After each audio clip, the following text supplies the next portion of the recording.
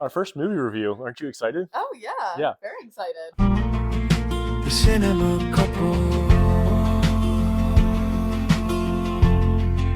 The cinema couple. Mercy stars Chris Pratt as a detective who's on trial for the murder of his wife. He's in the new Mercy Court, which has been institutionalized a few years into the future to lower crime in LA. Rebecca Ferguson is the AI judge that he must plead his case to. He has 90 minutes and he has all available resources to him to try and figure out who killed his wife and prove his innocence. So for now, I mean, we'll just kind of go through our review. No spoilers or anything like that. And maybe towards the end, we'll talk about a little more things that are spoilers and we'll give you a little bit of warning for it.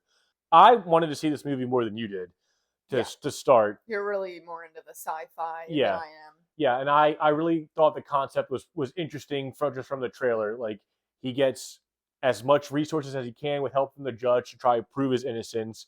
I thought it was a super interesting concept, and I'd love to see it.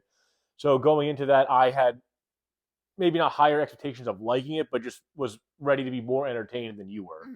What I really did like about this movie was that when the movie starts, his trial starts right away. Yeah. So if you've seen the trailer, he's kind of like hooked up to a chair, and with the screen in front of him with Rebecca Ferguson as the judge, and in his 90 minutes starts right then and there. Yes. She just is like, you got 90 minutes to prove yourself. And the time just keeps going down, and when his time is done, the movie is over. Yeah. Which I love. I love a movie that can be done in under 2 hours. Yeah, there's the whole runtime is an hour and 40 minutes. Mm-hmm. Yeah, there's a little bit at the end of his trial. I mean, this isn't a spoiler. Like, he has to get to a certain percentage of innocence to be free of the mercy court. I thought the concept was interesting. It kept me entertained the entire time. It's not the most action-packed thriller, sci-fi thriller, because he's sitting in a chair pretty much the whole time, and she's an AI judge, as you see her on the video screen. There is some scenes throughout the movie where there is some slight action, but it's really more of a murder mystery thing. So, like, definitely, I mean, you kind of tell that from the trailer, but definitely don't go into this expecting like a whole lot of action.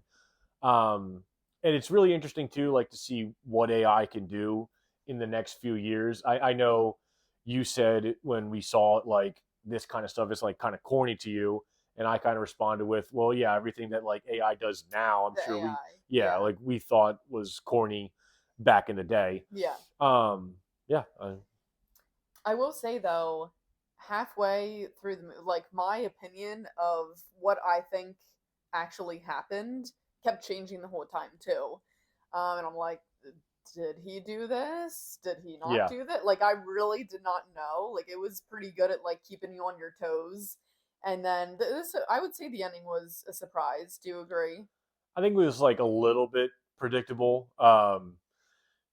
Yeah, we'll kind of hold that off for a little bit just to see if there's anything else we can kind of talk about before the spoilers. But I did think it was like a little bit predictable towards the end. I also am a little bit better at figuring the things out for these kind of movies. You're really good at like watching something and thinking ahead and being like, this is what I predict is the end.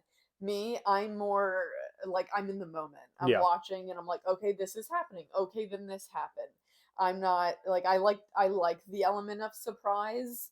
So I think that's why I don't let myself like, I'll have like a prediction. Like, I'm like, oh, he did or did not do it the first half of the movie, but that's pretty much all I like to be surprised. I don't want to like ruin it for myself. Yeah. You know, like, I don't want to, and I do this for everything, like movie shows. I don't want to be watching and be like, oh, this happened, or she killed him. Right.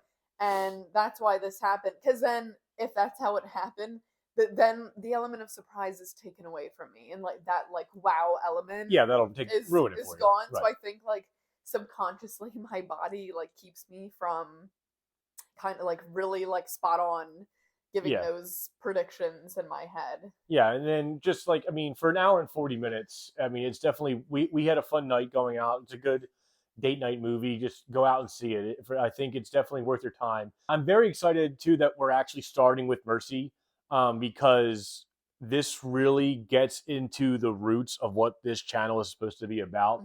and that is when the Rotten Tomatoes critic score is really low and the audience score is high. Yeah. So last time I checked, the critic score was 21, 22, and the audience score was in the low 80s.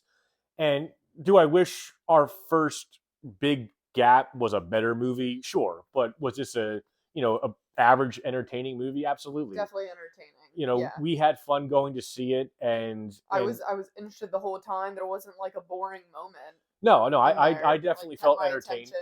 Yeah, I felt entertained the whole time. They did a good job. They had some funny one-liners here and there, and they did a good job keeping you entertained. I mean, if you're not entertained, this isn't your cup of tea. That's fine. But I think they did a good job of just for an hour and 40 minutes, just keeping you entertained. Rating it from our scale as a sci-fi thriller, probably a 6 or a 7.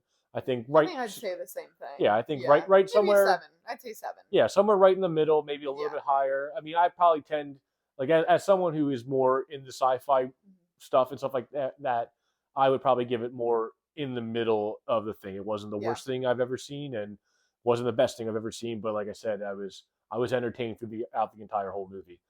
So for now, we're gonna do some spoiler things. Just talk about the movie and what we liked and didn't like. So predicting wise, I started to get the vibe that it was a sponsor towards the end that was doing all this. Obviously, I didn't know what his reasoning was. Yeah. But that was a nice little twist. I didn't like the double twist where it was like, okay, the sponsor is actually the guy who killed his wife because of all this stuff going on at work. With their work. Yeah, that's where I got a little lost. Once it stopped kind of becoming a mystery, and then when it's like why it happened. Once it stops becoming like that murder mystery, like a whodunit type thing, it definitely kind of gets a little more confusing. Yeah, and because they have the first twist of his sponsor being the guy who killed his wife, and he's also trying buying stuff from their workplace. They work in a shipping container. So there's that element, and there's that, and they're trying to pin it on one guy, but it's like not really adding up. And then like the double twist where like his brother was like the first person they killed in the mercy court, and Chris. Yeah, that was a little. Yeah, and Chris Pratt's partner is the one who framed the guy, and it ended up being like his long lost brother that they were divorced. Like and it was to kind of show society that this mercy court was powerful and that it's going to work, and they're not like taking it lightly. Yeah, they take it very seriously. Yeah, his part. I liked that element. I see. It was okay. Like, well, yeah, I did like that, but then like, I don't know, because the thing is like, yeah, it made sense. It definitely made sense, but you're having this big like. That's the thing. When it stops becoming a whodunit, the twists and turns, like it just seems like it was just like really like kind of throwing stuff at the wall. I think it would have been better if they took out the whole wife's work stuff and just did it was him and he did it because his brother died in mercy court. Yeah. And Chris Pratt's character was the one who's basically was at fault for this. Like that would have made the movie better. I think. Yeah. It was just less what you said, like less throwing things at the wall. Right. Like the shipping crate thing was so he could steal stuff in the crates for making bombs and all this stuff. Yeah. So like it all makes sense together, but like it doesn't once it turns away from the murder mystery. Once you find out that it's Chris Pratt's sponsor in the movie that has this big vengeance out for Mercy Court, and he's building this bomb, and then he kidnaps his daughter to drive to Mercy, and then you find out the partner is actually the one who framed the guy's brother. But don't forget, the brother also was like separated at birth from his brother in like foster homes and stuff like that. So like there was just a lot. If it kind of kept as like a cool futuristic murder mystery with all this AI technology that he could use to his advantage, I think it would have been better. So that's where it definitely started to lose me. I was still entertained by the ending and everything like that. I just think it started to lose me a little bit there because there was just too much going on. There was too much. Yeah. Like just have like one thing or something like that. So, So do you think this Mercy Court AI judge could be something that could happen in the future? I mean, I think so. I mean, if you were to ask me all the things AI can do now, 10 years ago, I would have said maybe no. Yeah. So now seeing what that AI can do, I don't think how it's not probable. Yeah. That's the other thing too. It's like it could happen. It could happen, but I don't think it would happen. That's not the point I'm making. The point that I'm making is like when you watch the movie, like it requires a lot of people to be taking a lot of videos and stuff like that on your phone. They had the daughter was recording like every moment of her life. Like she recorded a group chat or a message on Instagram, like that's the kind like now. I don't think anyone's. They didn't explain though, like maybe once the mercy court was institutionalized, every video call, FaceTime, everything at that point was recorded. They didn't necessarily talk about that. So if that was the case, then okay, sure. But yeah, they didn't talk about that. So like, they even like went into the daughter's like phone. And her texts and videos. Like, how would they like legally? Well, that's the part of the mercy court. Like you had to submit your phone to the mercy court for all that to do it. That's why like the wife and the guy had the burner phones they couldn't track. Right. But for the mercy court to ever work in real life, it requires a lot more people like videoing and everything like that and doing stuff. So that part was like, honestly, that part was one of the most unrealistic parts. Like everyone videoing everything all the time. Like, I mean, we don't do that. Like, so I don't know how that would work if I killed you. So, no, but overall, like, yeah, obviously it's got its flaws. This is not a perfect movie.